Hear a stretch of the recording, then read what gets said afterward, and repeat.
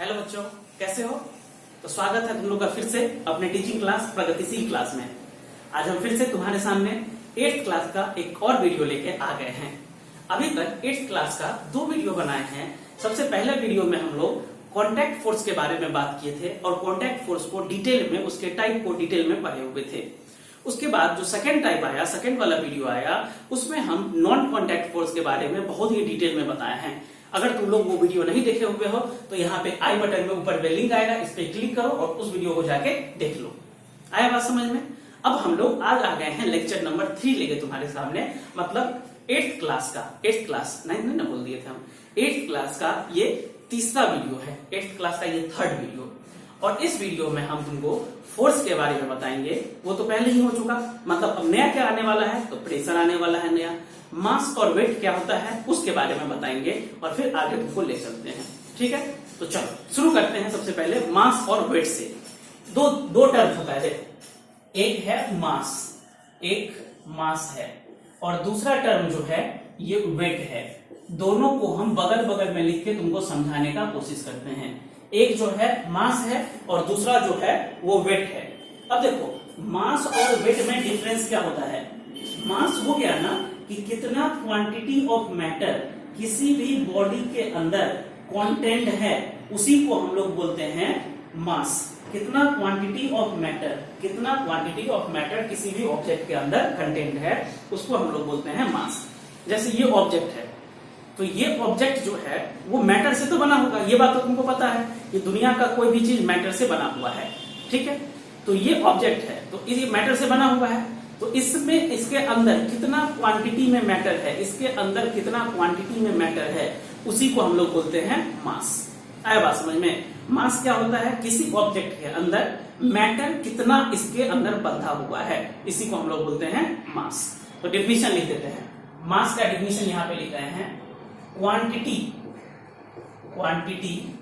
Of matter, quantity of matter contained, quantity of matter contained in a body, quantity of matter contained in a body, इसको हम लोग बोलते हैं mass. Quantity of matter contained in a body, उसको हम लोग बोलते हैं मास। कितना क्वांटिटी में उस ऑब्जेक्ट के अंदर मैटर है, इसी को हम लोग बोलते हैं मास। आया समझ में? छोटा छोटा बहुत सारा पार्टिकल होगा ना, उसके अंदर कितना कंटेंट है, इसी को हम लोग बोलते हैं मास। क्लियर है? अब देखो, मास जो है ना, इस मास को हम लोग डिनोट करते हैं, इट इज डिनोटेड बाय, इसको डिनोट करते हैं स्मॉल एम से, इसको डिनोट करते हैं स्मॉल एम से, it is denoted by m. अच्छा से नहीं दिख रहा है? चलो, इसको हम लोग डिनोट करते हैं स्मॉल एम से, it is denoted by m. और मास का जो एसआई यूनिट होता है ना, वो मास का एसआई यूनिट होता है KG. SI unit of mass is KG. Mass का एसआई यूनिट जो होता है वो केजी होता है। आया बात समझ में? तो मास के बारे में तुमको 3 पॉइंट बताया, कितना क्वांटिटी ऑफ मैटर किसी भी बॉडी के अंदर कंटेंट है, इसी को हम लोग मास बोलते हैं। मास को डिनोट करते हैं स्मॉल एम से और इसका एसआई यूनिट होता है केजी। अब चलो वेट की तरफ। वेट देखो, वेट क्या होता है। वेट का मतलब है कि कोई ऑब्जेक्ट है, उस ऑब्जेक्ट को अर्थ अपने तरफ कितने फोर्स से खींच रहा है।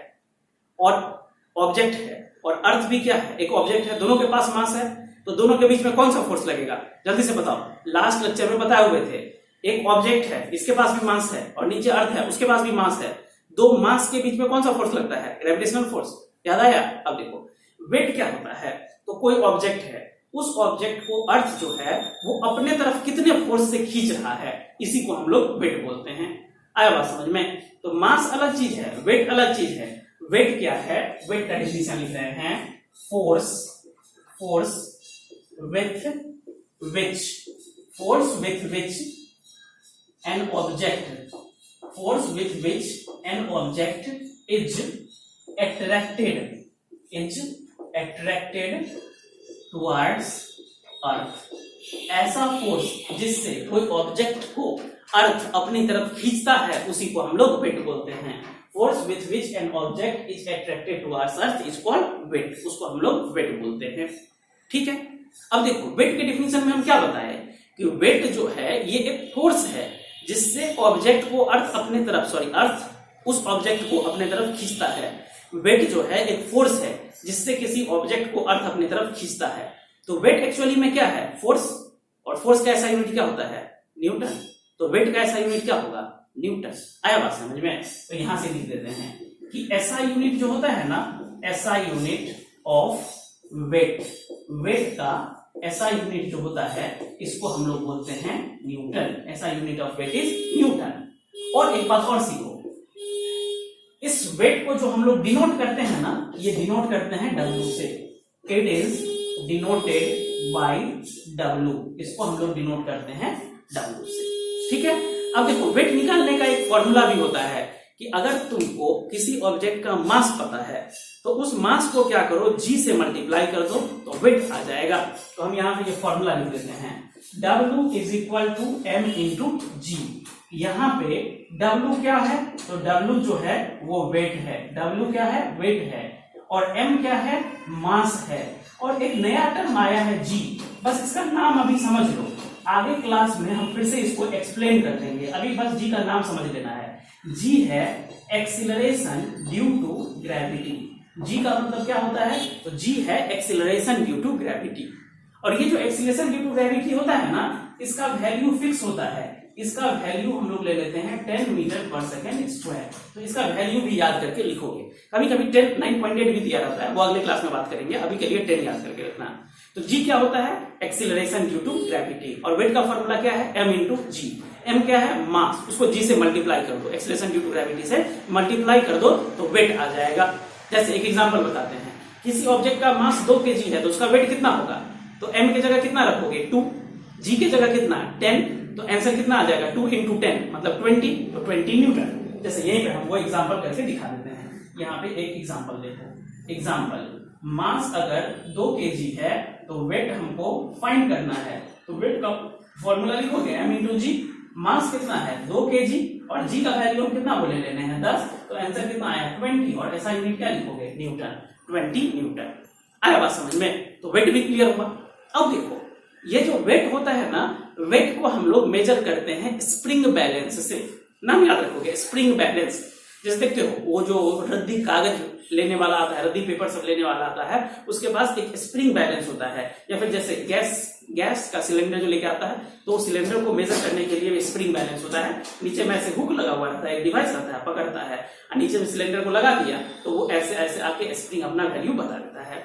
तो यही बोल रहे हैं, वेट को मेजर करने के लिए हम लोग जिस डिवाइस का यूज करते हैं उस डिवाइस को हम लोग बोलते हैं स्प्रिंग बैलेंस। तो लिख देते हैं यहाँ नीचे में छोटा सा, it is measured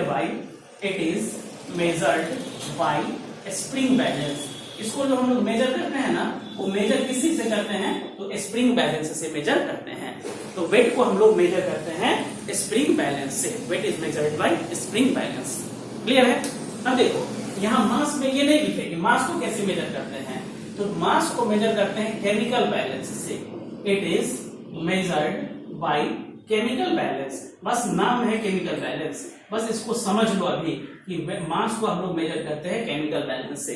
chemical balance होता क्या है ये हम तुमको अगले क्लास में बता देंगे। अभी बहुत सारा चीज है जो कि नहीं समझ में आएगा, अभी इनिशियल स्टेज है ना, तो इनिशियल स्टेज में सब कुछ नहीं समझ में आता है, इसीलिए हम कुछ चीज को अभी छोड़ दे रहे हैं। नहीं तो अच्छे से हम लोगों को केमिकल बैलेंस को एक्सप्लेन कर देंगे, लेकिन अभी बताएंगे तो कुछ पल्ले नहीं पड़ने वाला। तो इसीलिए अभी याद रखो कि मास को कैसे मेजर करेंगे? तो केमिकल बैलेंस से। और ये वेट को कैसे मेजर करेंगे? तो इसको मेजर करेंगे स्प्रिंग बैलेंस से। वेट का फॉर्मूला M इंटू G। ठीक है। मास अकेले होता है, मास उसका कोई फॉर्मूला नहीं, क्योंकि वो फिजिकल क्वांटिटी है जो पहले से डिफाइंड है। आया बात समझ में? तो ये मास और वेट को हम अच्छे से एक्सप्लेन कर दिए।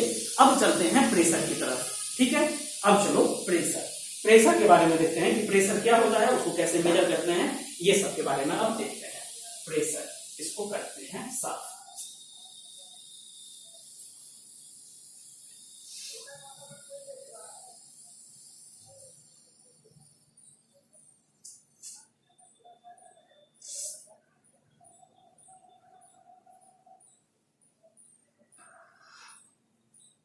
देखो प्रेशर क्या होता है, ध्यान से देखे जाना। प्रेशर समझा रहे हैं। प्रेशर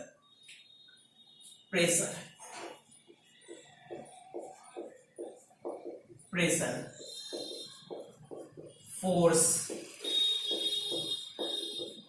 पर यूनिट एरिया इसको हम लोग बोलते हैं pressure. Force per unit area, इसको हम लोग बोलते हैं प्रेशर। फोर्स जो किसी एरिया पे लगेगा उसी को हम लोग बोलते हैं प्रेशर। देखो समझो, समझा देते हैं तुमको। ये जो है, ये दिख रहे हो, ये एक ऑब्जेक्ट है, ये एक ऑब्जेक्ट, और यहां पे हम क्या किए, इससे ऐसे इस पेन से इस पे फोर्स लगाए। तो ये जो फोर्स लग रहा है तो इसके इस एरिया पे लग रहा है, इस एरिया पे। तो फोर्स जो हो गया जो इस एरिया पे लग रहा है, तो कितने एरिया पे ये फोर्स लग रहा है, इसी को हम लोग बोलते हैं प्रेशर। अब आया होगा समझ में? तो यही तो लिखे हैं, force per unit area is called pressure. Formula देखो, प्रेशर को P से लिखेंगे, फोर्स को F से लिखेंगे, पर यूनिट को डिवाइड से, और एरिया तो एरिया नीचे, P बराबर F divide by A। Force per unit area is called pressure. P is equal to F divide by A। Pressure बराबर फोर्स पर यूनिट एरिया। आया बात समझ में? अब चलो SI यूनिट देखो ना, SI यूनिट क्या होगा? SI unit of pressure. Pressure का SI यूनिट क्या होगा? तो फोर्स का SI यूनिट बताया है न्यूटन होता है, एरिया का SI यूनिट बताए हुए हैं मीटर स्क्वायर होता है। तो ये जो न्यूटन पर मीटर स्क्वायर है, इसका हम लोग एक नया नाम देते हैं, इसको बोलते हैं पास्कल। शॉर्ट फॉर्म में लिखते हैं PA। तो यही हो गया पास्कल। मतलब SI यूनिट प्रेशर का क्या हो गया? तो प्रेशर का जो SI यूनिट है वो प्रेशर का SI यूनिट है पास्कल। आया बात समझ में? प्रेशर का SI यूनिट जो है वो प्रेशर का SI यूनिट हो गया पास्कल। क्लियर है? प्रेशर का SI यूनिट पास्कल। फॉर्मूला क्या होता है? P is equal to F divide by A। Pressure बराबर फोर्स डिवाइड बाई एरिया। तो ये हो गया, इसका SI यूनिट हो गया पास्कल। इतना क्लियर है? अब देखो एग्जांपल से समझो, एक एग्जांपल देते हैं, इससे और ज्यादा समझ में आ जाएगा। एक एग्जांपल देखो, ये एक ऑब्जेक्ट है, ये ऑब्जेक्ट है, इस ऑब्जेक्ट पे हम फोर्स लगा दिए 10 न्यूटन का, और इसका जो ये नीचे में एरिया है ना, ये नीचे में एरिया है, ये एरिया दे दिया कि ये एरिया दे दिया 2 मीटर स्क्वायर का। अब पूछा कि प्रेशर जो होगा वो कितना होगा? Pressure is equal to what? तो अब क्या करोगे, फॉर्मूला लिखोगे, प्रेशर बराबर F divide by A। Pressure जो हो गया वो force divide by area. Force का वैल्यू कितना है? 10 है। एरिया का वैल्यू कितना है? 2 है। तो 10/2 कितना हो गया? 5। SI यूनिट क्या होता है? पास्कल। तो यहाँ आंसर कितना लिखोगे? 5 पास्कल हो गया। इसका आंसर जो हो गया ये हो गया 5 पास्कल, और ये इसका हो गया आंसर। प्रेशर बराबर हो गया 5 पास्कल, ये इसका आंसर। कैसे निकाले? आया बात समझ में? ठीक है। अब तुम अगला क्वेश्चन कर सकते हो क्या? देखो अगला क्वेश्चन, एक और क्वेश्चन इसी पे दे रहे हैं, एक क्वेश्चन करो फिर आगे देखते हैं। एक क्वेश्चन दे रहे हैं, a force of 10 Newton acts on an area of 10 centimetre square, find pressure. अब प्रेशर बनाना है, बना लोगे क्या? जल्दी से बनाओ, हम वेट कर रहे हैं, जल्दी से बनाओगे, वेट कर रहे हैं हम, जल्दी से बनाना, जल्दी से बनाना।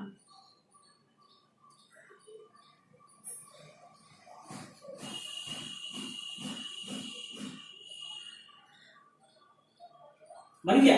चल देखो हम बनाते हैं, जो लोग नहीं बनाए होंगे पॉज करके बनाना। क्या बोल रहा है? फोर्स कितना का? 10 न्यूटन का। तो फोर्स की जगह कितना लिख दोगे? 10 Newton acts on an area of 10 centimetre square. Area कितना हो गया है? 10 सेंटीमीटर स्क्वायर। अब देखो ये सेंटीमीटर में है, एरिया किस में चाहिए होगा? SI यूनिट में। यहाँ देखो ना, एरिया का SI यूनिट मीटर स्क्वायर की है, तभी ना SI यूनिट पास्कल आया है। तो यहाँ पे एरिया किस में लेना पड़ेगा? मीटर में। अब तुम सेंटीमीटर से मीटर में बदलना जानते हो ना? सेंटीमीटर से अगर तुमको मीटर में जाना होता है, सेंटीमीटर से अगर मीटर में जाना है तो डिवाइड कर देते हो ना, 100 से डिवाइड करोगे। तो सेंटीमीटर से मीटर में जाते तब 100 से डिवाइड, और यहाँ तो सेंटीमीटर का स्क्वायर है, तो 2 बार सेंटीमीटर तो 2 बार मीटर स्क्वायर। मतलब एक बार जाने के लिए 100 से डिवाइड, तो एक बार और जाने के लिए फिर से 100 से डिवाइड। मतलब सीधा बोले कि 100, उसके आगे फिर से 00 लगाओ, इतना से डिवाइड कर दो तो एरिया आ जाएगा मीटर स्क्वायर में। देखो ये 10 है, ठीक है, इसको 100 से डिवाइड करते तो अब ये मीटर में जाता, लेकिन यहाँ तो सेंटीमीटर का स्क्वायर है, तो एक बार 100 से और करना पड़ेगा, तो एक बार 100 से और कर दिए ये 0 और ये 0 खत्म हो गया, तो आंसर कितना आया 1 और नीचे में 3 0 इतना मीटर स्क्वायर। आ गया बात समझ में? अब लगा दो फॉर्मूला। अब फॉर्मूला लगाना है, पहले लगा देते तो आंसर नहीं आता। प्रेशर बराबर फोर्स बाय एरिया, फोर्स की जगह 10, एरिया की जगह क्या लिखोगे 1/1000 और इसको ऐसे लिखेंगे 10 और ये ऊपर चले जाएगा तो 10 into 1000 मतलब 1 2 3 4 1 2 3 4 इतना पास्कल, ये इतना पास्कल का आ गया प्रेशर। आया बात समझ में? इतना पास्कल का प्रेशर आ गया है। क्लियर है? सब कुछ आ रहा है समझ में? तो एक और क्वेश्चन करोगे? एक और क्वेश्चन करो, एक सिंपल सा और क्वेश्चन दे देते हैं इस पे, फिर आगे बढ़ेंगे।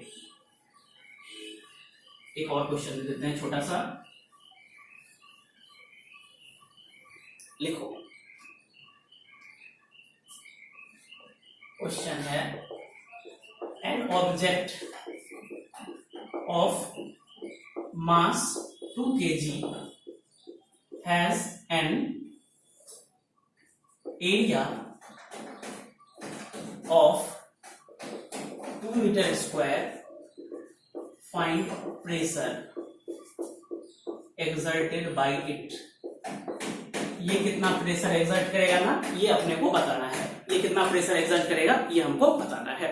ठीक है, पॉज करके खुद से बनाओ, हम वेट कर रहे हैं। कर लिए पॉज? बना लिए? जल्दी करो, जल्दी करो, फिर हम बनाएंगे। नहीं बना है तो जल्दी करना, हम बनाएंगे। अब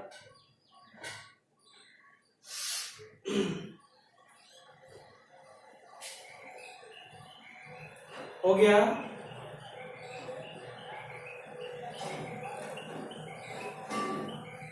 बना लिए क्या? चल देख, ऑब्जेक्ट का मास 2 kg है, ऑब्जेक्ट का मास 2 kg है, m बराबर 2 kg, area 2 metre square, area है 2 metre square. Find pressure, pressure कैसे निकालोगे? तो प्रेशर निकालने के लिए फोर्स बाय एरिया, यहाँ पे एरिया 2 दे दिया, फोर्स दिया नहीं, हो गया लोचा। फोर्स दिया नहीं तो बनाओगे कैसे? कैसे बनाओगे? फोर्स नहीं दिया, क्वेश्चन बनेगा क्या? बनेगा।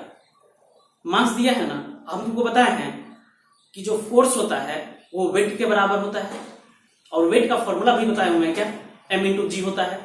तो लिख दें कि यहां से जो फोर्स होगा ना वो फोर्स किसके बराबर? वेट के बराबर, और वेट होता है m into g। m का वैल्यू बताए हुए हैं 2 kg, g का वैल्यू बताए हुए हैं, g का वैल्यू 10। आंसर कितना आया? 20 न्यूटन। अब इस 20 न्यूटन को यहाँ पे लाके रख दोगे, आ जाएगा आंसर। तो यहाँ रख दो ना 20 डिवाइड बाई 2 10, क्या चीज? पास्कल, 10 पास्कल इसका आंसर। इसका आंसर कितना हो गया? 10 पास्कल हो गया। क्लियर है? तो ये पूरा का पूरा हम फोर्स तुमको अच्छे से, सॉरी प्रेशर तुमको अच्छे से बता दिए हुए हैं कि प्रेशर होता क्या है, उसका ऐसा यूनिट क्या होता है, उस पर क्वेश्चन कैसे आता है, ये सब हम बता दिए। अब देखो जो अगला चीज आता है ना वो आता है pressure exerted by liquid column. मतलब लिक्विड कितना प्रेशर एक्सर्ट करता है। कोई अगर पानी भरा हुआ है गिलास में, तो वो पानी गिलास के बेस पे कितना प्रेशर एक्सर्ट करता है उसी के बारे में बात कर रहे हैं। मतलब pressure exerted by liquid on base, base पे कितना प्रेशर लगाएगा वो लिक्विड। ठीक है, तो देखो ध्यान से देखोगे सब कुछ आ जाएगा समझ में। टॉपिक क्या है? Pressure exerted by liquid, pressure exert कितना करेगा? Liquid on base of beaker. Beaker मतलब कि जिसमें लिक्विड भरा हुआ है उस पे कितना प्रेशर एक्ट करेगा। Pressure exerted by liquid on base of beaker. ध्यान से देखो, बहुत अच्छा चीज है, आ जाएगा तुरंत समझ में। क्या बोल रहे हैं? ये देखो, ये बीकर है, ठीक है, इसी को बीकर बोलते हैं। इसमें पानी भरा हुआ है, इसमें लिक्विड भरा हुआ है। कोई भी लिक्विड हो सकता है, हम बोले कि अभी पानी है, तो ये क्या करेगा? इसके बेस पे एक प्रेशर एक्सर्ट करेगा। अब वो कितना करेगा प्रेशर एक्सर्ट? तो देखो ना, बता रहे हैं प्रेशर का फॉर्मूला क्या होता है? प्रेशर का formula force divide by area. यहाँ पे एरिया क्या हो जाएगा? तो ये जो बेस है ना, ये जो बेस है, इस बेस का जो एरिया होगा वही एरिया यहाँ पे लिख देंगे। तो नीचे में लिखें एरिया ऑफ बेस। अब ऊपर फोर्स है, फोर्स अपने को पता नहीं, लेकिन हम लोग जानते हैं कि फोर्स जो होता है वो m इंटू जी के बराबर का होता है। फोर्स जो होता है ना वो फोर्स m इंटू जी के बराबर का तो होता है। तो यहाँ पे जो फोर्स है इस फोर्स को हम लोग लिख सकते हैं कि ये फोर्स क्या होगा एक्चुअली में, तो ये एक्चुअली में हो जाएगा वेट के बराबर का, वेट ऑफ लिक्विड का वेट ले लो तो यही फोर्स के बराबर का हो जाएगा।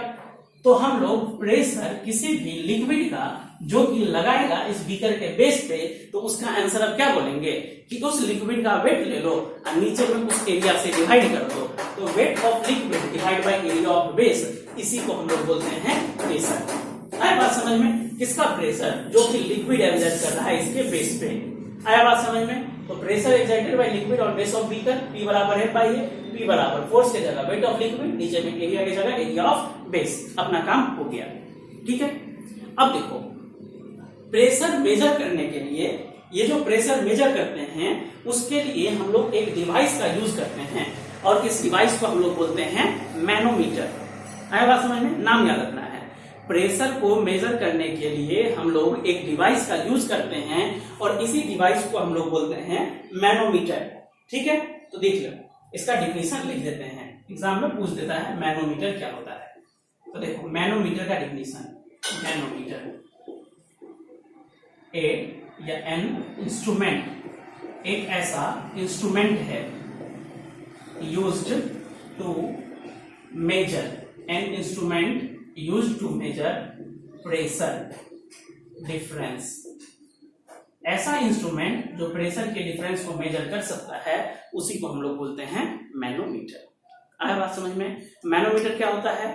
ऐसा इंस्ट्रूमेंट जो कि प्रेशर के डिफरेंस को मेजर करता है, ऐसे ही डिवाइस को हम लोग बोलते हैं मैनोमीटर। आया बात समझ में? तो अब देखो एक और छोटा सा टर्म बच गया है कि एटमॉस्फेरिक प्रेशर कितना होता है। एटमॉस्फेरिक प्रेशर भी नाम आएगा। एटमॉस्फेरिक प्रेशर क्या होता है? तो ये जो एटमॉस्फेयर है आसपास, तो ये एटमॉस्फेयर भी ऑब्जेक्ट के ऊपर एक प्रेशर लगाता है। तो ये जो प्रेशर लगाता है किसी ऑब्जेक्ट के ऊपर, इसी प्रेशर को हम लोग बोलते हैं एटमॉस्फेरिक प्रेशर। तो उसका भी डिफिनेशन लिख ही देते हैं, atmospheric pressure, atmospheric pressure, atmospheric pressure. देखो क्या होता है atmospheric pressure? Pressure exerted by, pressure जो कि एक्सर्ट करता है कौन? तो atmosphere, pressure exerted by atmosphere on an object, किसी ऑब्जेक्ट के ऊपर pressure exerted by atmosphere on an object, उसी को हम लोग बोलते हैं इज कॉल्ड एटमॉस्फेरिक प्रेशर। इसी को बोला जाता है एटमॉस्फेरिक प्रेशर। ऐसा प्रेशर जो कोई एटमॉस्फेयर एक्सर्ट करता है किसी भी ऑब्जेक्ट के ऊपर, ऐसे प्रेशर को बोला जाता है एटमॉस्फेरिक प्रेशर। आया बात समझ में? तो आज का वीडियो यहीं तक रखते हैं। अगर ये वीडियो को अच्छे से समझना है, कोई चीज नहीं समझ में आया है, पीछे रिवर्स में जाओ, फिर से उस वीडियो को देखो। आया बात समझ में? जो वीडियो में बताए हुए हैं उसको नोट्स बनाओ, कॉपी में लिखो और साथ ही साथ क्या करो, जहां भी क्वेश्चन आए वीडियो को पॉज करो, उस क्वेश्चन का आंसर खुद से लिखो। आया बात समझ में? तब बहुत कुछ सीख पाओगे। ठीक है, आज के लिए इतना ही।